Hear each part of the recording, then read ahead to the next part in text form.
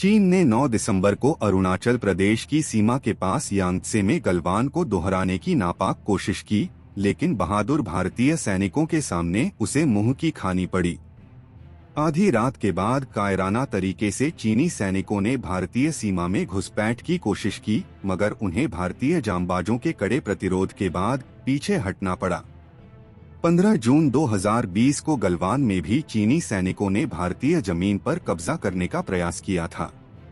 मातृभूमि की रक्षा करते हुए भारत ने अपने 20 जवानों को खोया था, लेकिन उससे कहीं ज्यादा संख्या में चीनी सैनिक ढेर हुए थे। गलवान की झड़प के बाद दोनों देशों के बीच आपसी बातचीत से मसले हल करने पर सहमति हुई थी। कई दौर की बातचीत के बाद चीन पीछे हटा, लेकिन 9 दिसंबर को उसने विश्वासघात किया। चीन की इस हरकत से एक बार फिर साबित हो गया कि उस पर कभी भरोसा नहीं किया जा सकता। 1962 के युद्ध में चीन ने भारत के बड़े भूभाग को हड़प रखा है। हमारे साथ शांति का राग अलापते हुए वह भारत में अरुणाचल प्रदेश और सिक्किम सहित कई इलाकों पर बुरी नजर रखे हुए है। 1962 के युद्ध के बाद शांति के वादे को भी चीन ने तोड़ा था। 1967 में उसने नाथुला क्षेत्र से घुसपैठ की, मगर वीर भारतीय सैनिकों के आगे उसकी एक नहीं चली। 1967 में चीन को अपनी हिमाकत के कारण 300 सैनिक गंवाने पड़े थे। 1987 में भी उसने घुसपैठ की कोशिश की, मगर फिर उसे शर्मसार होना पड़ा था। चीन की साम्राज्यवादी चालों से सारी दुनिया वाकिफ है और कोई उस पर भरोसा नहीं करता। विश्व कूटनीति में चीन अलग थलग पड़ता जा रहा है। कुछ मुट्ठी भर देशों को छोड़ दिया जाए तो चीन का दुनिया में कोई सच्चा साथी नहीं है। रूस कूटनीतिक तथा सामरिक मकसद से चीन का साथ दे रहा है। इसके अलावा विश्व मंच पर भारत के बढ़ते प्रभाव से भी चीन बौखलाया हुआ है।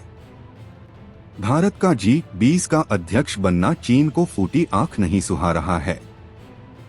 श्रीलंका, बांग्लादेश जैसे जिन देशों को उसने कर्ज के बोझ तले दबाकर अपनी ओर करने की कोशिश की थी, वही अब उसे आंख दिखाने लगे हैं। घरेलू मोर्चे पर चीन भारी उथल पुथल से गुजर रहा है। उसकी अर्थव्यवस्था लड़खड़ा रही है। मंदी के खतरे से उबरने का उसे रास्ता नहीं सूझ रहा है और कोरोना महामारी ने वहां फिर से विकराल रूप धारण कर लिया है। इस महामारी से निपटने में राष्ट्रपति शी जिनपिंग की सरकार की विफलता से जनाक्रोश भड़क उठा है।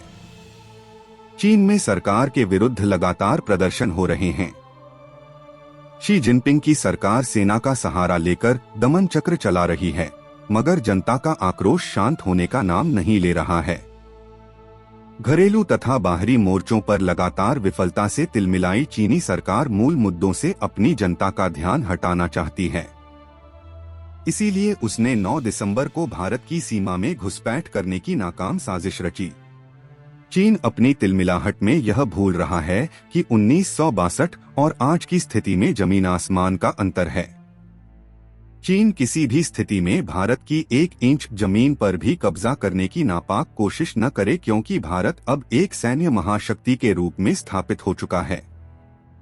चीन के हर हथियार का जवाब हमारे पास है। कूटनीतिक रूप से भारत पर चीन किसी प्रकार का दबाव डाल नहीं सकता, क्योंकि दुनिया भारत पर बहुत भरोसा करती है। चीन की हर कूटनीतिक साजिश को नापाक करने में भारत के साथ दुनिया का मजबूत समर्थन मौजूद है। जहां तक सैन्य ताकत का सवाल है, उसमें भी भारत कहीं कमजोर साबित नहीं होता। इसीलिए चीन को भारत के खिलाफ किसी भी तरह की साजिश रचने से बाज आना चाहिए।